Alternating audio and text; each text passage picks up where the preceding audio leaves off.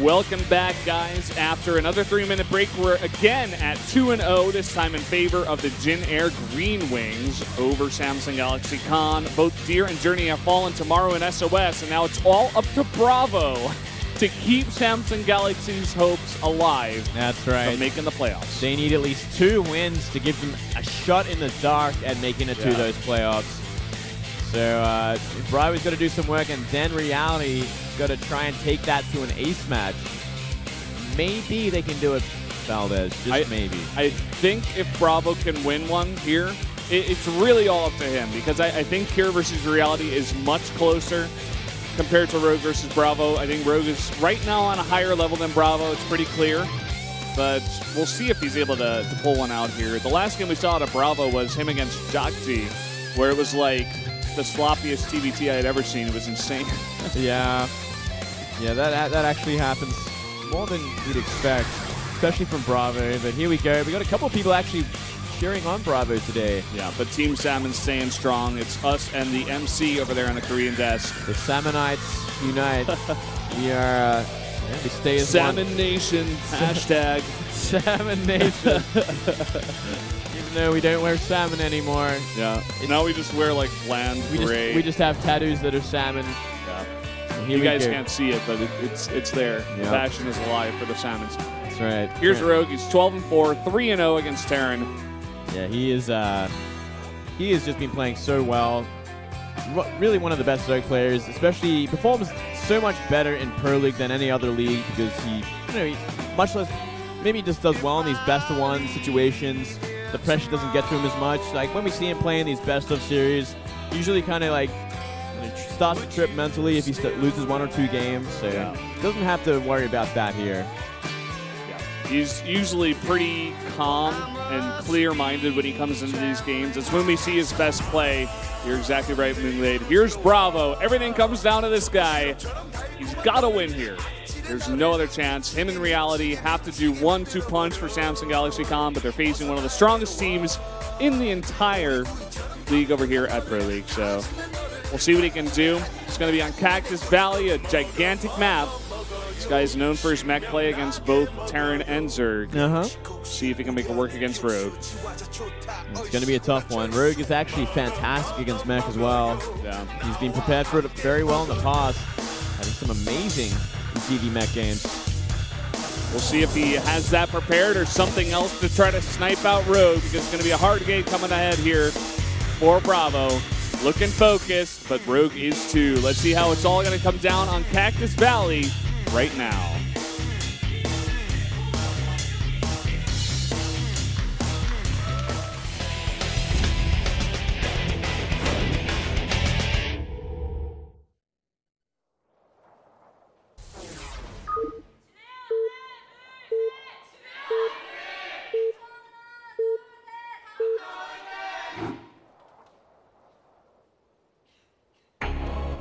Up here in the top left, in the green, it is Rogue. Down here, bottom left, we do have the Samsung player whose name is BrAvO. That is his, Moonglade. Nearly Valdez. Yeah, close, but you got it out. Squeeze it out. Rogue being favored here with 69%. Everything's going right so far for Rogue. Doing just fine. Got the lucky number. Yeah. So at least you can say he's also got his Overlord on the correct path towards BrAvO. He's going to get a great scout off, and let's see what BrAvo's got planned here. Already got a second SCV moving down the ramp, so it looks like he might be going for a proxy. This could bold pretty bad for him, because if this Overlord is bold enough to go near the ramp, he's going to see nothing there and realize, okay, you're actually going to be a little bit of a cheeky player. And is it going to be a double racks? Yes, it is. 2 racks. You know, I actually like the fact that BrAvO is doing this. He's respecting Rogue so much. He's also playing against the map. He's saying Rogue isn't going to expect this. He's just going to go hats first. And if I can squeak this one by Rogue and he doesn't scout it and maybe get ahead, this may be my chance. This could be it. We're actually going to see a hatch first from Rogue, as expected on a map this big. I think one of the last things Rogue will be expecting is the 2 racks proxy on this map, because it is so big. It's going to require a lot of scouting from BrAvO. We also haven't seen this in a pretty long time. Beyond was the guy who was going to do it, but then got scouted. Yeah, that's a great sort of best of one build, especially when it hasn't been used in this long, right? Yeah. Well, the Overlord is already here, about to scout that ramp. So I think Rogue is going to notice something's up. And he puts down the pool right after that hatch, too. Let's see. He's going to turn his Overlord around as if he doesn't want to lose it to a Marine if it happens to be one coming out of the racks down there. So he's going to be in a bit of the dark until this Overlord scouts an SCV coming up towards him. Is he going to read this and go, oh, not yet? Yeah, I think he's got to have some idea here. We already have that bunker coming down, but I don't think he has any idea, Valdez. He's gonna his first scout is gonna be that bunker shooting his hatchery. Not a good place to be. Already 3 SCVs are here. Yeah, this is horrible. The natural is most definitely gone. There's no real way you can defend against this at this point, especially if you have no idea it's coming. Now that he sees Marine, he should definitely know what's the follow-up going to be. What's the damage control here? Well, just a bunch of lings, as many as he can make coming out here. 2 queens as well, 1 out of each hatchery. But already there are 3 Marines down there. A bunker is being made. He's got a bunker to go back to. He's going to make a couple of spines, it looks like, up at the top of the ramp. Yeah, it's probably the better choice. He's going to maybe try and walk them down, get as many lings as he can to maybe try and defend against this. Though I think it's too late. Now this first bunker is going to, the second bunker is about to finish in range of this hatchery. Yeah. Making a lot of links behind this there. Yeah, he's just trying to save up as many as possible. I don't think he's lost many. Trying to take as much damage as he possibly can on that hatchery. Maybe wait for the spine crawlers to finish and walk him down the ramp. But as you said, looking pretty dire for Rogue here. That hatchery is getting very, very low. Oh, this is a bold move with the Marines. I think maybe his secondary plan, let the hatchery go, spread some creep with these tumors, and start clearing up the bunkers with these spine crawlers once he has some space to do so. Yep, gonna let that hatchery go. So he's gonna be playing from behind no matter what. Marine's actually committing to doing some damage to these spines as well. If he had a couple more SCVs up here, he could keep these bunkers alive indefinitely. Doesn't necessarily have to though. At this point, he can just use that choke point with the bunkers to stop anything coming through while he expands. Just sitting back. He's got 2 bunkers there at the choke. I don't think that's a full wall. I think it might be actually. It's just barely. Look at this. We already have 30 lings saved up here for Rogue. A nice transfuse. He's going to try to break this bunker and maybe go for it once the speed finishes. Yep. Well, speed is finished. He's going to get those Marines inside those 2 bunkers. They have a nice little wall off there. And he is expanding, and he's going to be blocking off BrAvO's own natural with those 2 barracks. So there's no real chance of ling damage happening. Yeah. But it would be good for Rogue to take back the map. And we do see him secure that natural. But BrAvO is actually committing to another bunker here at the front. He's just going to try to keep him contained on 2 base for now. Yeah, I like this a lot, actually. It's so strong. It gives him so much space to do whatever he wants. And look at that. He's even going to let them go. There's no point really defending against spine crawls like this. You're not going to be able to efficiently do so. As long as he gets the Marines back home. If he can get them home before the lings come down the map. But that's exactly what Rogue's looking for. He's going to try and catch out these Marines. He's running against the clock. It's going to be close. It's going to be extremely close. Looks like he's going to try to bait out those lings, but he's smart. He tries to get through, but no. Very close. That would be game ending, that's for sure. Yeah, just barely doing that. No, one spine getting pretty low, but he's going to clean that up now. And now Rogue is just going to have to play a bit from behind. You know, he's made all these lings that hatch at the natural. It is extremely late. And BrAvO, he's got 3 bases behind this, or at least 3 command centers. Yeah. He's got quite the lead at this point in terms of economy. Supplies, you know, still in favor of Rogue right now just because he has so many units on the map. But Rogue's got some catching up to do, though he's not out of it just yet. Was a fair amount of damage losing that hatchery, but I believe he could make a comeback from here. Look at this. The tech lab is on the outside and it's researching STEM. Yeah. That's pretty... Make like a Baneling nest and just roll a bunch of Banelings in. That's definitely something we've seen before. You know, make like 4 Banelings, DPS it down, reset their stim counter. Yeah. Imagine if BrAvO was up to the top right and he didn't have to worry about that moonblade. Yeah, well, that'd be the dream. The Terran dream. Yeah, Terran dream, making that stim after 2 racks proxying. So it looks like Rogue is going to try to go for a very early Spire after his pretty early lair and get a Baneling nest down as well. Whereas BrAvO looks like he's just playing for the late game. 2 engineering bays come down. Going to try to get those upgrades out as soon as possible. Yeah, he did get his 3rd gas actually pretty quickly in his natural, pretty much before any minerals were mining. So he really wanted to get these upgrades out, up and running. So he's going to have 1-1 long before Rogue has his. Yeah. The thing I'm worried about for BrAvO is like that stim is going to go down. The Baneling nest is about to finish. He can make those Banelings and just roll them in. Yeah, this is actually a big mistake to have to be doing that on the outside of your base. He should have made a 3rd barracks and put it out there. Or maybe even made a 3rd racks in this choke and landed one of the earlier ones into the main base. Yeah. Overseer now trying to get a scout of the main. Sees that 3rd orbital. 5 Banes on the way. We are going to see that canceled. There's no chance of that finishing before this goes down. There you go. So it happens with that tech lab on the outside. Here come the Banes. And they roll straight in. No stim for you. Gets denied. That's going to take a long time for BrAvO to get out of his natural there. He kills it again. Yeah, he's actually even remaking it there. It's like, well, I don't think that's a good idea, BrAvO. I think at this point, maybe... It's almost like stubbornness at this point. He should just lift one, land it somewhere else, and remake something there. Yeah, he's got a bunch of Hellions out already. He's not going to be too weak against those run bys. No, definitely not. And without stim, it's going to make it much harder for BrAvO to deal with these mutas. Yeah, he's going to have 1-1 before stim, which is pretty funny as well. It's like actually going to have upgrades. But, you know, Rogue's still in catch-up mode. His 3rd base only finishing now. But he's got it essentially fully saturated at this point in terms of minerals mining. Yeah, it's very true, but getting that stim is so important. Yeah, it gives him just that much more breathing space at a time where he could be in a lot of trouble. If these Marines had stim at this point, he could be moving across the map, applying a lot of pressure. Viking finally gets taken out after getting 4 kills. Looks like 4 overlords for that 1 Viking. Pretty efficient there, I'd have to say. A little bit of a mistake from Rogue as well as no upgrades just yet.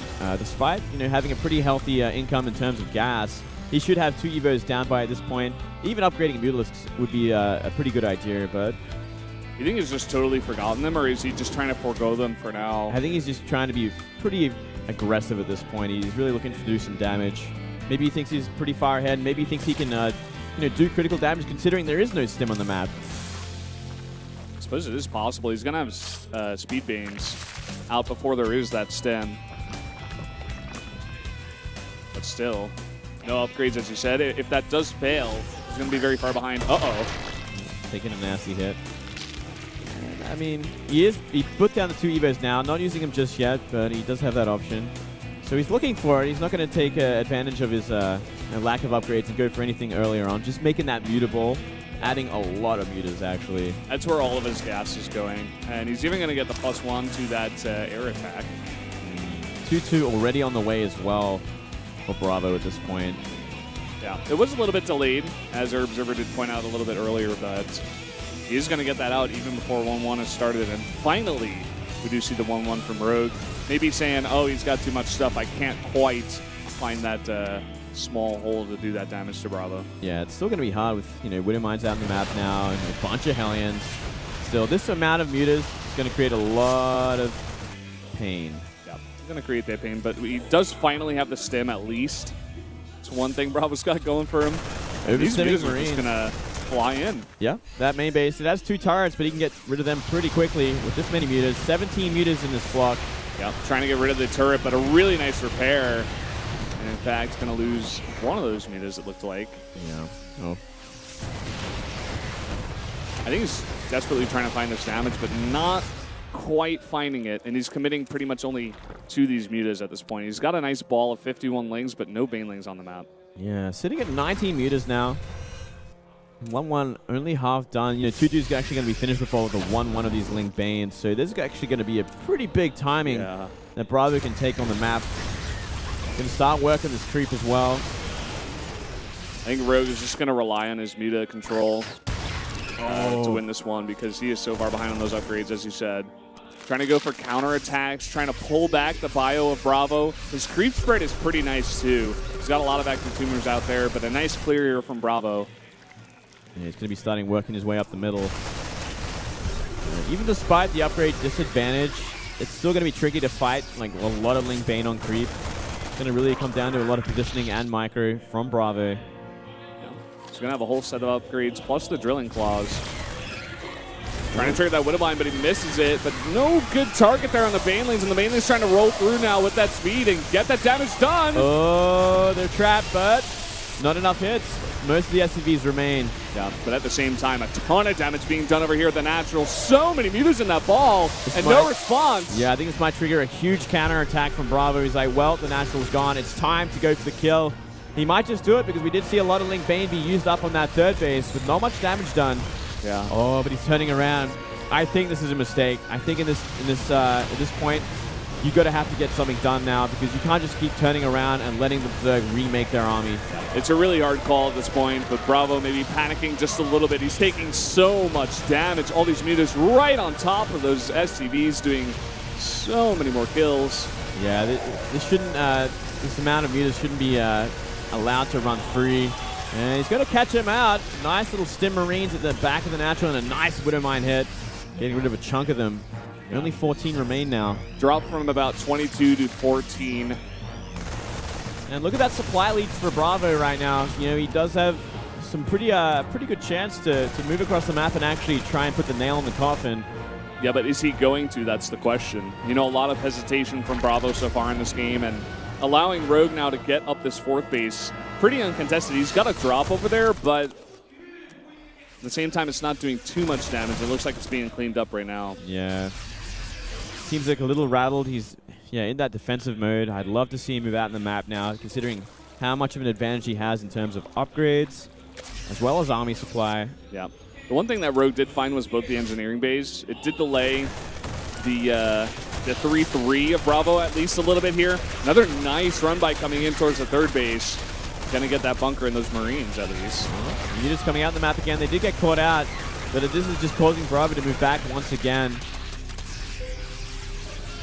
BrAvO just too hesitant to move forward. You know, the creep spread's been cut off pretty hard as well. Yeah. A lot of Banelings though. 4 Rogue sitting at home, 42 to be exact, waiting for this army to move across the map. Look at the worker lead here for Rogue. It's 82 to 44. But at the same time, the army supply of BrAvO is so far ahead. But look at this.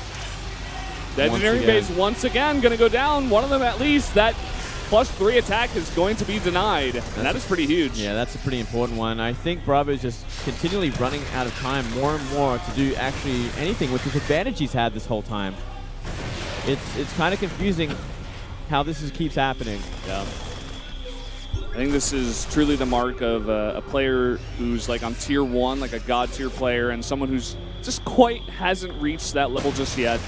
You know, Maru probably would have walked across the map and killed Rogue by now. Yeah, Dream would have definitely done that. Like, Dream would have been like in his base by the time these Mutas got towards him. Like, yeah. And look at this. Pure aggression.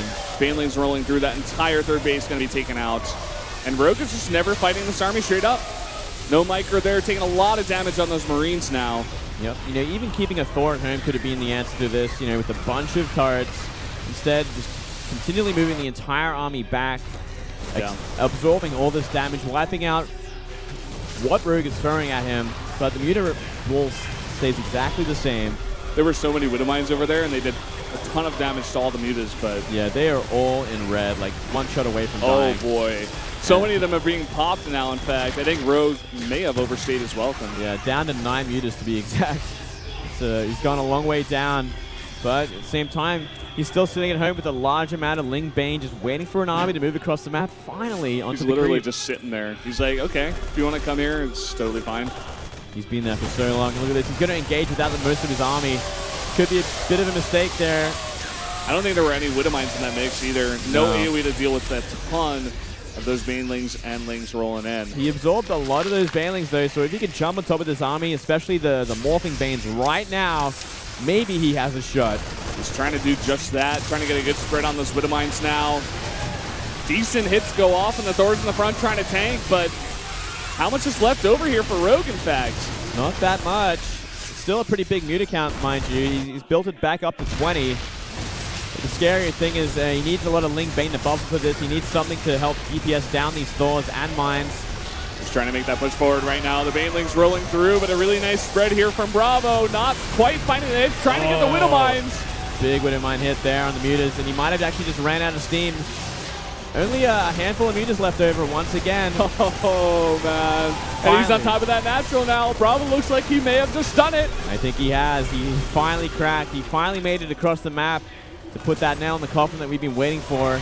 That's such an advantage. Bunch of Lings do pop out here. No Widowmines, but so many medevacs filling all that bio. And they're just fighting straight up against the Mutas. Oh. The Mule comes down. BrAvO says, get out of my game. You dare do that to someone like Rogue? He is playing with fire. I guess he gets away with it today. He's going to try and build some momentum, build the morale of his team for Reality, who has to take this to an ace match. Rogue is so pissed right now after that. He is not happy that BrAvO would dare do that, but this game is over. GG. Samsung gonna take the win on the backs of BrAvO. Two people thought it was possible, and he made it work somehow, some way. We were saying he was hesitating a lot, but eventually, I think Rogue overcommitted at one point, and he lost too much, and BrAvO finally opened it up to go for that push. Yeah, he overcommitted way too hard. He was keeping BrAvO at home for a long time, but BrAvO always had that army advantage, always had that upgrade advantage. It was just about him getting to Rogue's base and finishing the job with a good fight, and he got it in the end. This is insane. In fact, I thought this was going to be a 3-0. BrAvO keeps the hopes alive of Samsung. And now we're jumping into Cure versus Reality. Reality, a very strong meching Terran. He's good in the TBT matchup. Cure, also a very strong player, though. And it's going to be a close one, man. I don't know. Yeah, this is going to be a very close one. I looked at this match and I was like, yeah, I dare say it should be Cure's game. If it's the Cure that we've been watching for most of this year, he's like a fantastic Terran player. Usually shines more than TVZ than anything else, but does have great TVT. And Reality, he's the kind of guy that just hasn't really been getting anything done anywhere. Like he hasn't really made it in individual leagues. He doesn't do that much in Pro League as well. Today might be his day there. Yeah, especially off the back of that win.